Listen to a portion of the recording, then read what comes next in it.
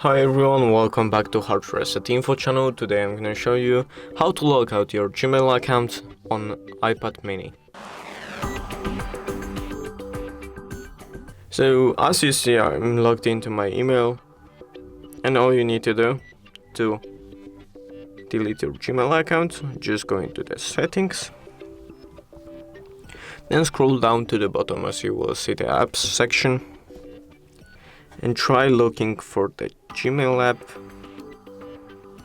mostly mail app, then go to then